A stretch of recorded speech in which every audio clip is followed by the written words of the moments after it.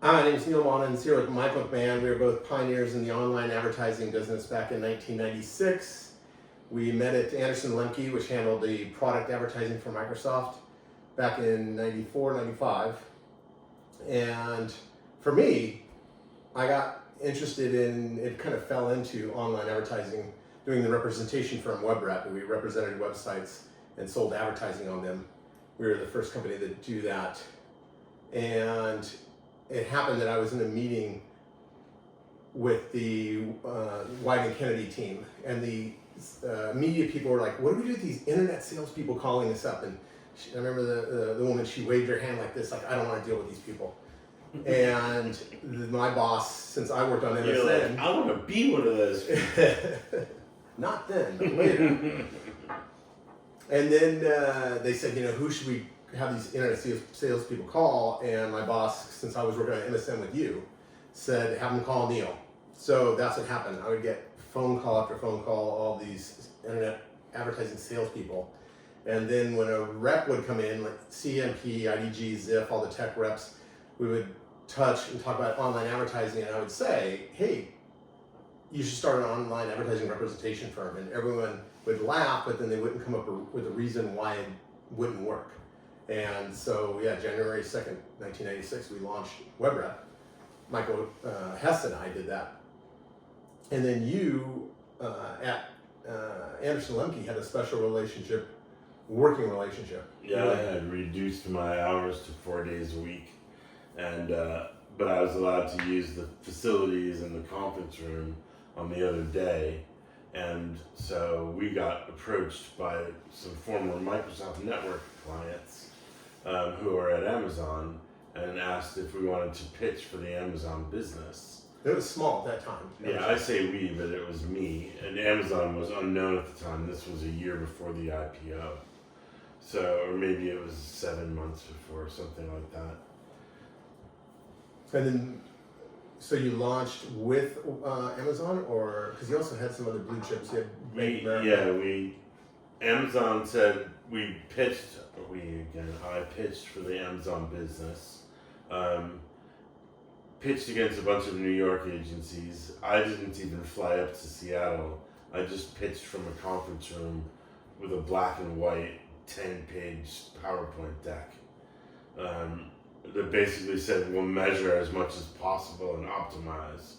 And Joe Gianantonio, who went on to become director of analytics at Left Field, Which is what you started. which was the name of the agency I first started, yeah.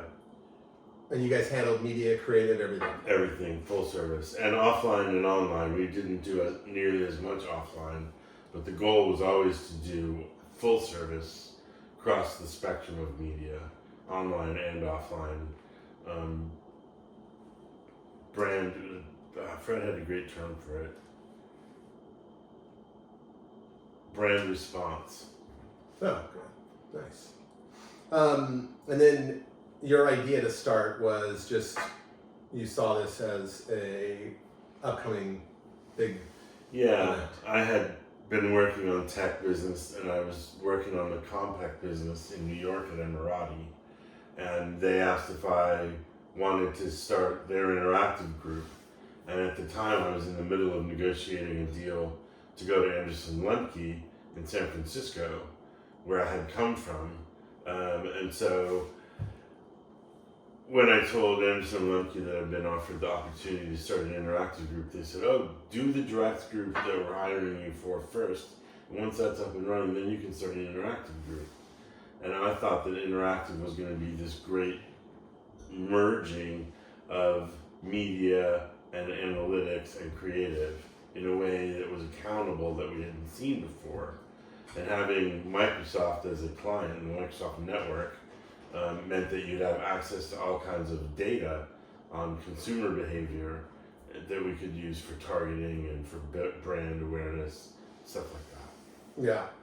And then for us, when we started January 2nd, it was just, I think, $3,000 each that Michael Hess and I put into the business. We spent $2,000 on compact computers from CompUSA, no interest, no financing for 6 months. And that was crazy because we went from Macs to PC because Mac we wanted to buy PC Macs, but it was so expensive. And yeah, we started January 2nd, no clients, no websites. And on that first day, or within that first week, we had Microsoft calling us up because they were a client of mine, just like they were a client of yours, saying we want to advertise on the web, and they're like, we don't have any websites, we're not representing websites. And then we had also that first week CMP, big publishing house, and IDG both talked to us about JD at the time, JD or joint venture, joint venture. And then Michael and I met with both of them, and we realized that if they wanted us now when we had nothing, we would come back to them in a year or 2 years and have something more. But for us, and I think for you the same thing, there was no talk of venture capital. No. Yeah, we did not even know that term. It was a service business, you don't need but nobody was, I don't even think there was much VC talk back then in the industry. This is not in our industry. There was the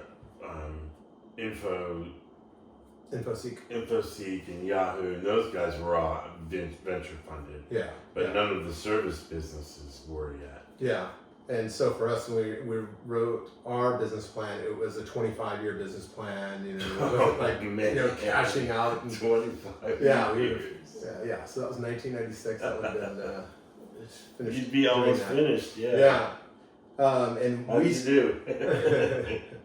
Well, ended up, we know that merging and selling. And for us, we started in my spare bedroom. My brother gave us partitions, office partitions, so we looked like we were professional. Because back then, it didn't look good if you started a business and you weren't in an office. Remember that? Yes. It's like, we started in my basement. And so it was tougher then. It wasn't accepted. It wasn't cool at all. So when we got an article written about us by Julia Angwin, now ProPublica and Wall Street Journal, and now New York Times contributing writer. She was at the San Francisco Chronicle and wrote an article about us, front page in the business section, with showing a shot of our partitions and everything. Michael Hess and I talking to each other, and another photo of Michael on a sales call. And I showed her the internet back in on that day. It was like in February of 1996. And that was pretty cool. That got us a ton of calls, but no real business because it was all local. We got KRON out of that, but there was no real businesses because they're all local. You asked before about it, and I interrupted myself and went off on a different train of thought. But after I pitched for the Amazon business, they called and said, "We're interested in working with you, but why don't we just hire you? Why would you start an agency?" And I said, give me a day to think about it and come back with a response. And within a couple hours, I had a call from another creative boutique down the street that was literally two guys. And they had just won the Bank of America business. Two guys out of a tiny office had won this enormous banking business. And they're like, "We don't have any idea how to do media. And someone told us you might be able to do media." And I said, "Sure, I can." Then I went back, so it was probably 4 hours after I had first had the conversation with Amazon, where they had said they wanted to hire me. And I said, "I have the Bank of America media business now." And they didn't ask how much it was, and it wasn't much. But it was Bank of America, so they were convinced, okay, we'll give it a go. And we got a 90-day trial contract to sort of see what would happen. And within 6 weeks, we got a call that Jeff Bezos was apoplectic because we were spending over $600,000 a month within like 6 weeks. We were just spending everywhere because their appetite for customers was so enormous, and they were VC backed. And I remember that's where the VCs came in, was with all the money they flooded in that was spent on advertising. And for us, we didn't have any publishers to sell until around February when we went up to see Microsoft. It was weird. It was Valentine's Day, 1996, and met with the MSN team. They're like, ready to spend money on advertising. We also met with Lucy Moll. She started a site called Film.com, so it's a nice little brand name. We had something to sell there, And then we got early on a site called 32bit.com which was developed by an ISP in Utah. And the unique thing about that, why they rose to fame so quickly, is they were a downloading website for software. And back when they started, Zip, all these tech websites, they would send traffic to 32bit.com because they didn't, for some reason, didn't want to do it on their own to do the download. So that 32bit.com just took off, and we worked with them for years. And they were super smart people. And then one of the funny stories, we needed a developer site because Microsoft was advertising a lot on developer sites. We had the cool site of the day. Remember that? That was, we had that site, and people would advertise on that. But it was tough. It was kind of a tough sell when you think about it, because it's just the broad audience. We had National Geographic. Super broad audience, not really an easy one to sell, and not niched. And that's where we realized that it was going to be all the niches where the money, the higher CPMs was going to be. But 32bit.com, to say some notes on them, on how impressive they were. When we first started, we had no way to measure ad impressions and clicks. So we would just say, okay, here's how much it costs to advertise. You advertise over a certain time period. And we had a site called DBC, Data Broadcasting Corporation, which later became CBS Market Watch. We represented them. And we had an ad from some random advertiser that just had the 800 number in the ad. You couldn't click it. And the guy, after 1 month, and it was $15,000 or something, just could not believe how much business he would receive from all the telephone calls. So they wanted to renew. So the second month, and then finally I went to DDC, and we were saying, look, you're going to get 1 million ad impressions. It's going to be a $12 CPM, but they over delivered. I don't know by how much, by a ton. And I said, we need to know how many times the ad was seen and clicked on. And finally their engineer understood, and you can measure when people click. Yes, want to know how many people, when people click, and how many times the ad was seen. And finally they were able to do that. It took a couple days. And then we were representing another site called Entrepreneur Magazine, which is famous. That was very popular. And I asked them, I said, I need to know how many times the ad was seen, how many times the ad was clicked on. And I remember the tech guy said, yeah, we want to do that. We're looking at Q3 to get that implemented. And this is in February? This is February, so it would be, August of that same year. And I was using Eudora, the little instant messaging for my contact, Randy Cosby at 32bit.com at the ISP InfoWest. And I said the same thing, texted him, I need to know how many times he hadn't seen and clicked on by day. And Randy's like, I can't do that right now. I'll have something for you tomorrow morning. So it's like night and day, Q3 versus tomorrow morning. And the next day, it was ugly, the gray screen, the way, there was no color back then, or rarely.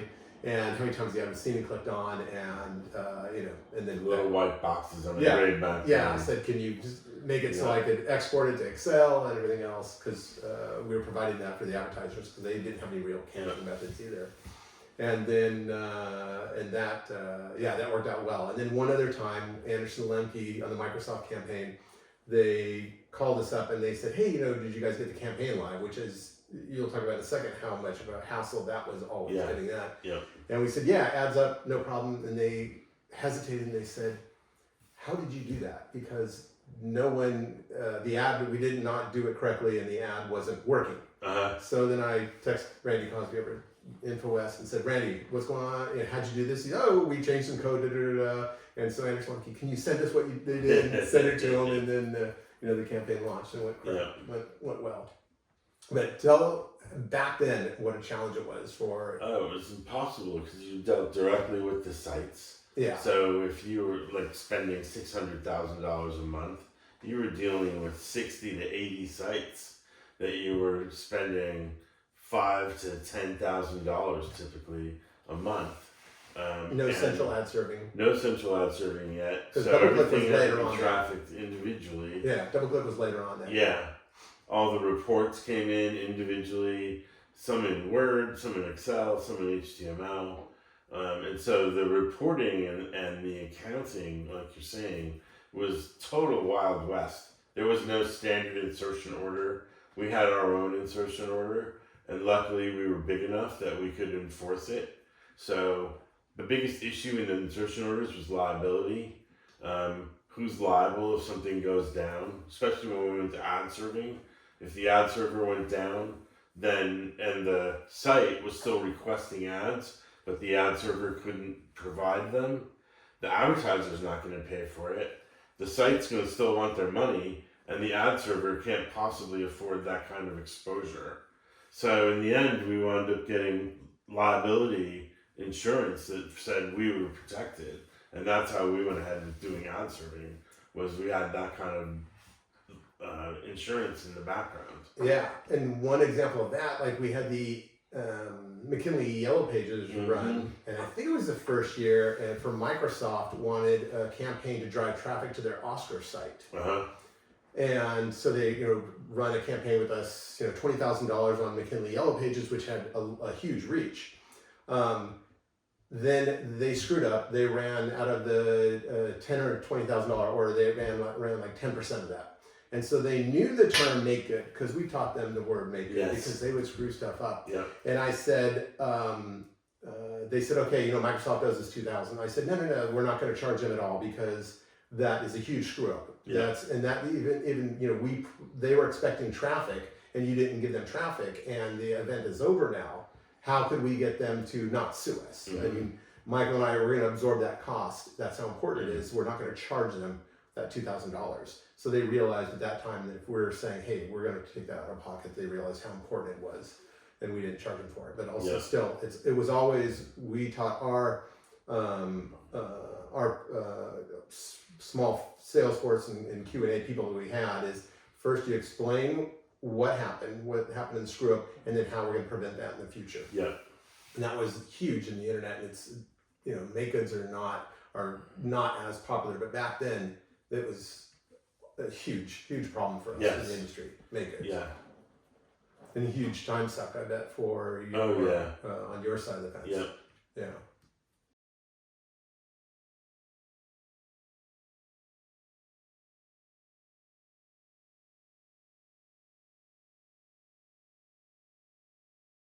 Yeah, another thing with InfoWest is we told them we needed a developer site because Microsoft was buying dev and technology websites, and there just wasn't enough. And we asked InfoWest, and they said, yeah, no problem, we can do that. And they said, what should the name be? And we thought for a minute, we said Developer Shed or Dev Shed for short. And within texting within a minute, Randy Cosby replies back and says, okay, I got both of those domains. And they started the site within putting the content up there, and within a week we had Dev Shed and Developer Shed, and we were selling ads on those.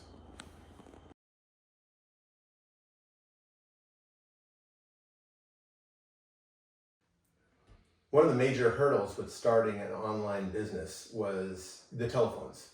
For us, back then, it was a 33 dial-up. Yeah. So we had to have, for each employee, we had one employee. Well, 33 dial-up, you should explain what that means. Oh, well, you could explain it better than I can. 33 kilobit per second dial-up connection. So 33 kilobits, that's optimum, and that is compared to, say, 500 megabytes to 4 gigabytes now in speed. So that's the difference in speed is almost immeasurable. Yeah, and that was a dial-up service. You had to have a phone. You had to regular phone line, dial it up.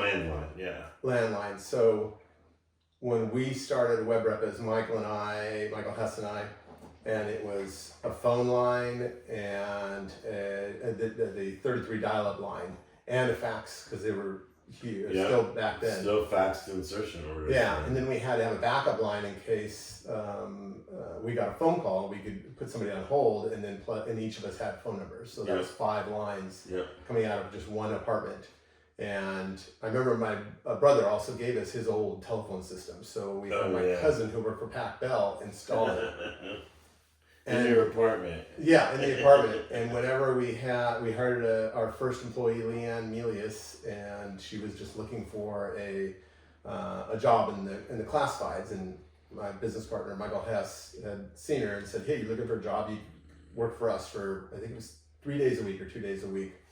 And she was customer service, answering phones and doing the the analytics and getting all the data for the ad agencies. Yeah, the receptionist doing analytics. So she wasn't doing analytics. She was doing data. Data entry. Yeah. And I think when we told her, it'd be 2-3 days a week, and then we'll look 6 months down the road or whatever. And then in your 25-year plan. Yeah, 25-year plan, exactly. And the funny part, I don't know when it was, just a couple weeks later, and I sit her down and I said, we want you to come work for us full time. And she laughed, and I was wondering, why are you laughing? And she explained, she's like, you just hired me 3 weeks ago. And every time I'd leave I'd work, Monday, I think Monday, Tuesday, Wednesday, or Monday, Wednesday, Thursday. She said I'd leave on Thursday and come back to an almost whole new company, because Michael and I were working 7 days a week. In the morning, all the way till 10 o'clock at night. We heard 10 at 10, K-Fog 10 at 10 in the morning. I heard it at night, and Saturdays and Sundays. And we were just advancing so fast, and she just couldn't believe how much. And then she came on full time. Then we hired our first ad salesperson, JP Hamill. I remember JP. Yeah, and every single time we got a new employee, it was another data line, it was another telephone line. And I remember calling Pac Bell, and every single time, after a while, Michael had to get had to call up and say that he was living at the house, because they would call up and they'd start counting. They'd go 1, 2, 3, 4. And I knew what they were doing. They're counting all the lines. And they said, why do you have so many phone lines? And again, getting back to what I said earlier, we were worried about having a business out of our apartment. That was a huge thing back then. So I said, I've got a lot of roommates. We're getting on the internet, and so I had like 7 lines in my name, and he had about 7 lines back in his name. And finally, after we had 2 employees, we moved and took offices with Foot Cone Building. Some empty space that they used. Oh yeah, okay. And so you guys moved out of your garage. Yeah. Well, before we moved out of the garage, I had my own battles with Pac Bell, because we had 2 phone lines when we started. And I had 2 phone lines in the house. So one was our home phone line, and one was our internet line. And I had 2 employees who started on the first day. And so we got a 2nd line or 3rd line put in so that we'd have an internet line, but we had to share it on the modems. So you'd actually physically disconnect the 40-foot long cable and disconnect it from one computer and plug it into another to do things like go online or check email. So we could only do one at a time. And then at one point, I was arguing with Pac Bell trying to get more phone lines, and they were saying, we can't give you any more. I'm like, I need more phone lines. And I got so upset. And then Brian Monahan was the first media planner. I heard later almost quit because he thought I might be too volatile because of how upset I was getting with Pacific Bell. Yeah, with Pacific Bell, our situation, they ended up upgrading our whole building to another bank, D-Mark. Another D-Mark. Yeah. Because we had so many phone lines. Yeah. And then when we finally moved out, we had the person that was writing for the San Jose Mercury News, she did like a feature, like a gossip column almost for the online business. Yeah. And she moved coincidentally into my apartment, and then we saw her at a party a year later or months later, and she said, when I moved in, I could not get a telephone line because you had so many phone lines in your apartment. It took them back to come out and test all the different lines and figure out which one was going to work for her. Because of all the lines you'd left behind unused. Oh yeah. And they weren't sure which was the line. No, all of them were used. No, when you left, they were we left, just sitting there. Yeah. And then to figure out which one to give her. Yeah. Yeah. Yeah. Yeah, so you have 2 people with a tester, one on one end and one on the other, the walkie-talkie going, how about now? How about now? Yeah. Testing one by one. I forget, it was at least, I think, 2, 4, 6, 8, at least 10, 12 lines in there. I don't know how much money we spent on cabling offices in San Francisco. Every time we moved, and we moved a lot, we would have to re-cable the office to handle the higher speed phone lines and to handle the higher speed data that was moving around the office. Because beginning it was 33.6, and you had ISDN. Yep. And I then had dual ISDN. I had a little box that would combine two ISDNs into a double speed connection. the nickname of that. And then there was T1s. The nickname of that ISDN was IC dollars now. Yeah. According to Pat Bell.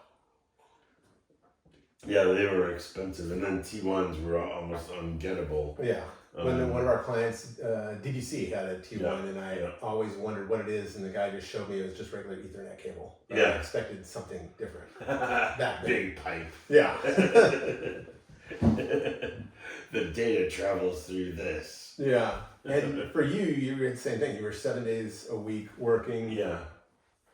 Yeah, night and day. Just stuff was growing so quickly. We were out of the basement by the end. We started on October 17th, I think. And I think we were out of the basement in January, further down 7th Avenue, very close to Irving Street. And we had, within that space, we had about 27 people within 9 months, I think, and had to move again. And that's when we ran out of the opportunity to be out in the inner Sunset. Yeah. And we moved downtown.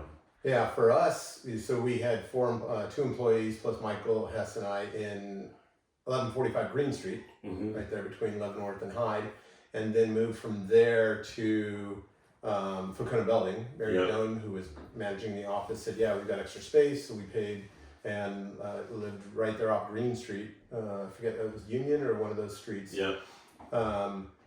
And that was weird too, because being in their media department, every once in a while they'd use the conference room and they would throw these media plans up on the wall, and they're like, we can't look at that, and we'd have a couple placements for golf.com. Was GolfWeb was one of our properties early on. And then we went from there. My brother was friends with Meg Starr, who worked with the Getty family, and so we went on Sansom Street, and we had their basement floor, or not basement floor. We had the walking in that floor. I think First floor, ground floor. First floor, yeah. And then later on, we took their upper, second, and third floors too, as we were growing. And then by that time, we had we sent JP Hamill to New York to do ad sales there. I didn't realize that. Yeah. Cool. JP had a little stoop in Chelsea, not Chelsea. Forget the region where he was. And then we sent him also, I think, to Chicago. And we had opened a Chicago office. We had a Detroit office. We had an LA office. Because we needed, as a national representation firm, to have people in all those different markets. So different than an ad agency, what they're looking for. And that, proved successable. Eventually, we merged with, actually, I don't even want to say that. Eventually, we merged with 2 other, a representation firm and a tech company, and then that was sold eventually to CMGI. In '99, that happened. And which was when CMGI stock was at an all-time high. Yeah, I think it was 165 in 2000, and then took the plunge like every other stock.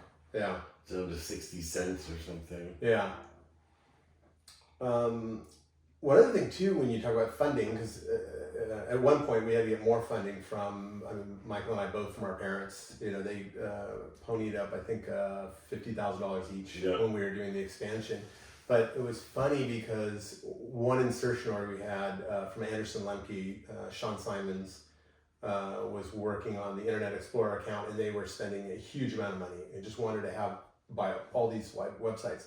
They bought up all of our sites. I think we had a dozen. They did not buy Web Personals, which was one before Match.com, and sportscollectors.com, which I liked this little niche. I thought it was what the internet was going to be eventually, was having all these different niche websites, but not enough traffic. Yeah. So we received, I think the insertion order was $110,000 or $120,000 for, I think it was 1 month.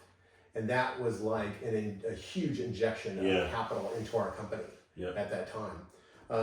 We ended up, had to say goodbye to those 2 websites because I just realized that we can't make money, and it's tough for salespeople. They can only handle, let's say, 24 websites at a time to personally sell them. So we give up on Web Personals and sportscollectors.com.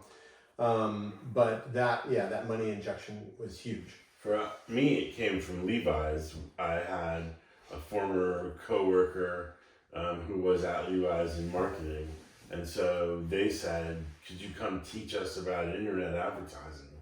And they advanced us $25,000 to do consulting work for them, and that was what paid our down payment for the downtown property when we had to move. That was what paid for that. You talked earlier about having to buy computers at CompUSA. We had pre-IPO friends and family stock from Amazon. I think it was $15 a share. And so we were allowed to buy as much as we wanted at $15 a share. So about 4 of us, I think, pooled our money and bought shares. And then within a week, we needed more Macs because we were hiring more art directors, and we didn't have any money left. So we sold our Amazon shares for probably $22 a share, which now would probably be worth $1,000 a share, $2,000. At one point, my daughter said it was $3.5 million that we would have had if we had not sold the Amazon stock. But we got, thanks for telling me. But we got 4 Macs, like G4s, I think. I don't remember what they were called, but yeah, we had to get Mac. We had to get super duper art director Macs. Yeah.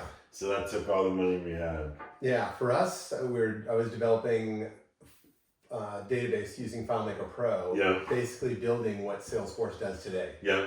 We had a client database. We had and the people database. And connecting those two and tracking how much money was being spent and the insertion orders through that and everything. That was, yeah. I used to love. Well, you mentioned too, which I was going to comment on. You mentioned about not enough mass, not enough size, which in the early days was important because you were dealing with all these sites one at a time, unless you were dealing with WebRep. But even then, WebRep would handle different insertion orders differently for different clients, depending on what the clients wanted. So if they didn't scale, it was just too much work, too much busy work. Faxing, you talked about. That was one of our first big innovations, was we refused to fax. We said, we'll give you one live signature on the first insertion order, and then that serves as the signature for everything we do from that point on. If you get an insertion order from us, then it's signed by that blanket insertion order signature. And that took, it used to be about a day a week of an assistant media planner just faxing IOs, and then getting IOs faxed back, and then trying to keep copies of all of that. And when we moved to doing it all electronically, that eliminated that whole day of work. It became just a part of, 15 seconds in the process of getting the media stuff bought and approved. Yeah, and then one thing that you approached me on, this is before the days of the ad networks, is you said, look, I'll give you an insertion order, $25,000 a month, and an open order, a $7 CPM. And at that time, we were we had to maintain rate and $35 CPMs. But that is one regret, because we could have easily had, went to the publishers, and because they wanted anything. They didn't care about having a higher CPM. They just cared about revenue per month. Yep. And that's one thing that could have worked. And we had premier advertisers too, which was sort of the part of our push for the $7 CPM was your advertisers will get to say they have Amazon and Bank of America and all the other top brands that we were working with. Yeah. And that's what we did with WebRep, is we stayed just the brand name advertisers. Yeah. We didn't go after the fly-by-night companies. And because there was a lot of companies doing that. Oh yeah. We had a lot of clients who wound up giving us media impressions because they couldn't pay us. So we would be, that's where we were looking for the $7 CPM deals. We were trying to find a way to monetize these impressions that the clients were giving us in lieu of cash payments. Yeah. So we would go out and negotiate these barters or negotiate $7 CPM deals across a network of sites we had done the math and we knew that at $7 it would pay out. And what we had told the clients was, we'll guarantee you that it'll be about the 85th percentile of performance.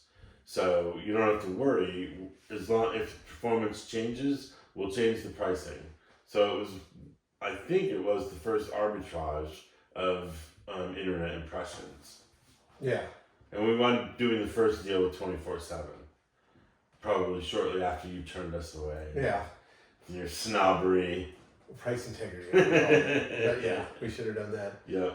Definitely, because and it got to an uncomfortable point where we'd have our publishers needing more ad impressions. Yep. So they wanted to buy from us on other websites, and then it was like almost an ethical battle, or like, how could we do this? We're representing these two websites, selling one, selling the other. Then we took our commission, and our commission was usually around like 30-35% with publishers. And when publishers first started with us too, what we to get like that initial deal going, we asked them for a $15,000 check just to represent them, because that made them serious about. That made them. They said, then we want that money back. I said, no, this is what it's going to cost to get everything up and running, and for you to be serious. That when we call and we say we have this insertion order, it needs to be fulfilled, that you put time and effort in making sure it gets fulfilled.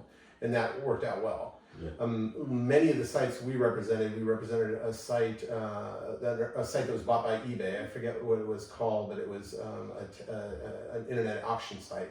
We had another one, a site that got bought by CNET, and it was a super smart guy, I forget. And then CNET ended up buying us out of the contracts. Because with the publishers, we said, we're not going to do any long-term contract. We go month to month. If you're not happy with us, we don't want you disparaging our name. That never happened, but we lost sites because they got purchased. So that's one thing that I wish we had done differently, was do 1 year or at least 6-month contracts with these publishers. That would have been a better system, because the worry that they were going to not be happy with us never happened. Was that standard on the print side, the year contract? I don't know, but definitely I think it was at least 1 year. And then, did you have, at one point in our business, I think it was February or March, we met with Toyota down in LA, and they just wanted free advertising. So we thought, maybe this isn't going to work. So was there any points that you saw that told you, this is not going to work, there's for one reason or another? Well, the liability stuff that I talked about before, that was always sort of an existential issue, because it could bankrupt whoever got left holding the hot potato would be bankrupt. So that was always a fear that something was going to blow up in that regard. Other things. No, that was really that, and our only real problems were that and staffing. You probably had the same problem, just finding and retaining staff. Was such a huge part of the business. I remember you were calling us up, always looking people. Because you guys talked to lots of other planners, and so we'd be like, who's a good planner that's looking to leave Anderson and Lemke or McMahon or wherever they were, so that we could try and hire people. And then we'd do everything we could to try to hang on to them, but within 6 months they're being offered 15% more money somewhere else. And it wasn't financially feasible to keep matching those demands, because then you've got like these $75,000 media planners who started at 40. So you were constantly trying to figure out, how do we retain people? One of the things we did was we took everyone to Puerto Vallarta. Rather than give out Christmas bonuses, I thought, let's instead spend the money to do like a team building thing. And those sort of things happen more now. My son was just telling me he's going on one to Vegas, to Cozumel, in a couple months with his marketing services firm. But I think now it happens because people don't pay rent. So you have that money that's left over that you have to use to try to get people together and develop that sort of cohesive team feeling So I think it happens more. But back then, I think I know Anderson and Lemke did it before we did it. And then we did it, and I think we were probably the progenitors of that. I mentioned earlier too about You're info. gonna cut that all out, aren't you? No, but it's I can see you were getting bored. No, not at all. It's just I'm like, I didn't have that issue.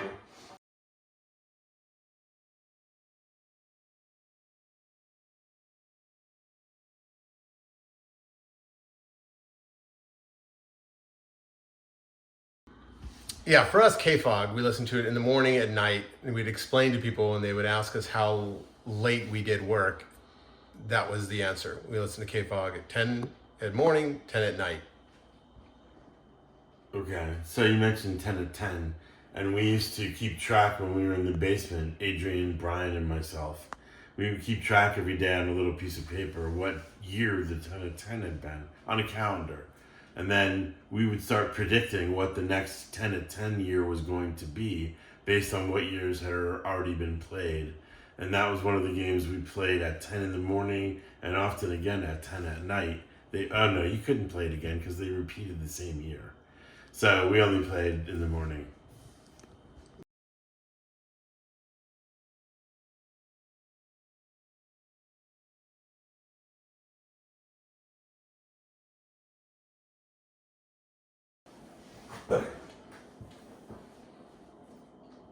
So how did you go about choosing the websites that you advertised on?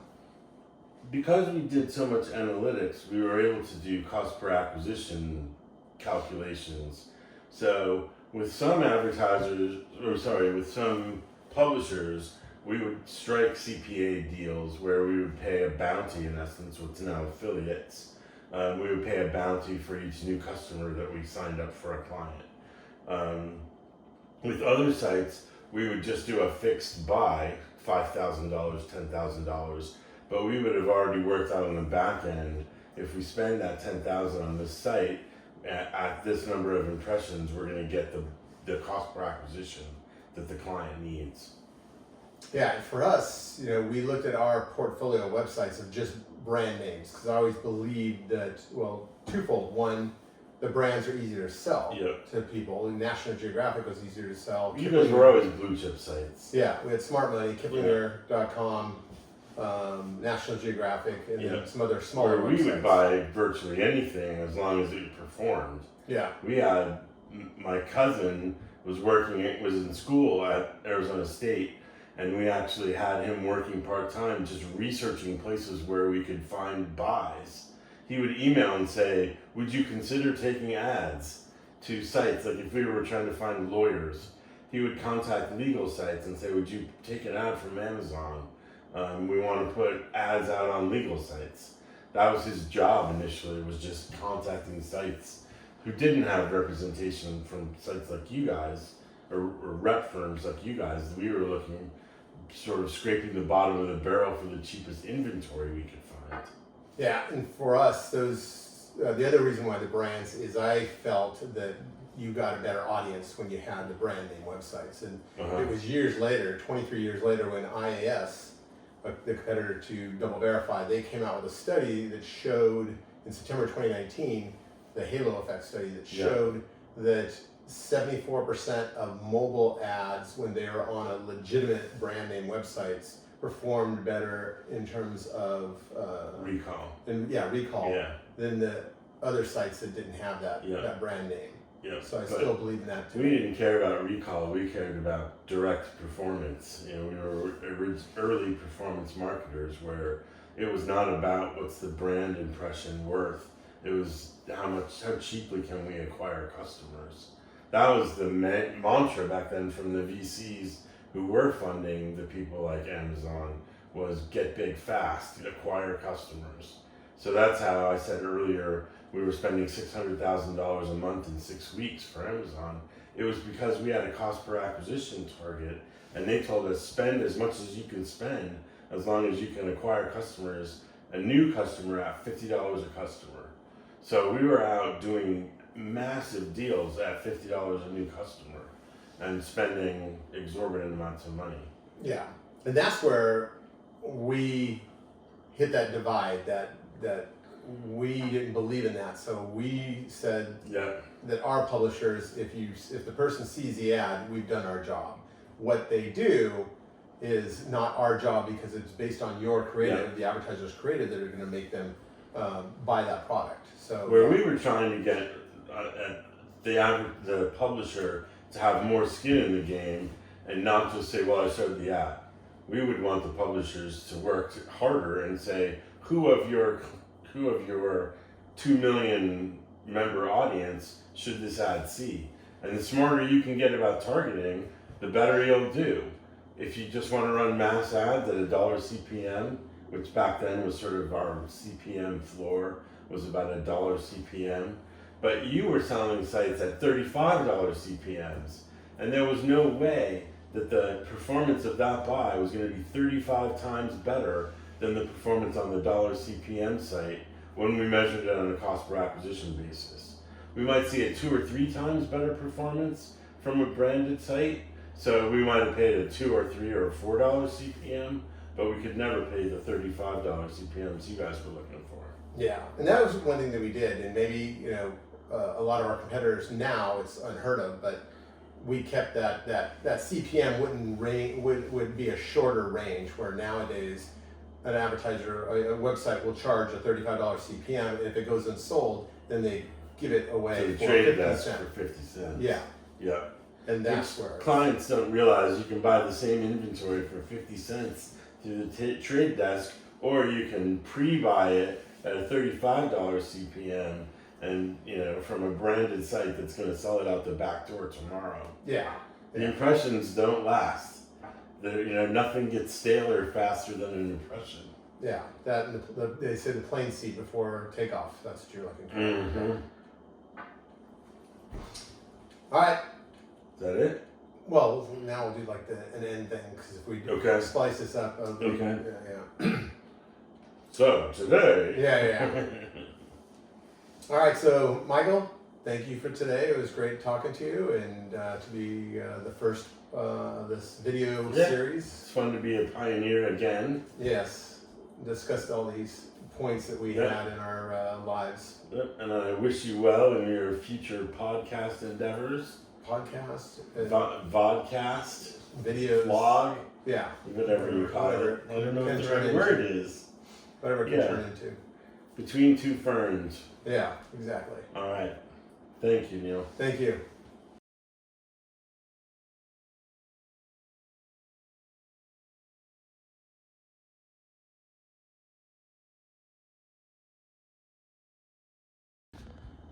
You mentioned Joe Giantonio. We both worked with him at Anderson Lemke.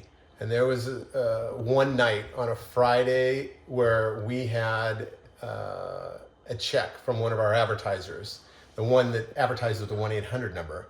And I remember this story. And my business partner, Michael Hess, he had accidentally thrown the check away at Anderson Lemke in the billing department. And we realized at that point that this advertiser probably wouldn't advertise with us again because they didn't get as much traffic before, because they were paying for actually what we told them they were going to pay for, and they weren't getting 10 times the amount of bonus impressions. So it was a $15,000 check. I had to call all the contacts, coworkers that I used to work with at Anderson Lemke, trying to find someone to be able to get this check for us. Finally, I reached Joe Giantonio, explained to him the situation. He goes, he finds the trash can, which actually was, the cleaning lady was actually throwing it away, and was able to save that $15,000 check that, again, back in the day, that would have been a big loss of money for us. Oh, yeah.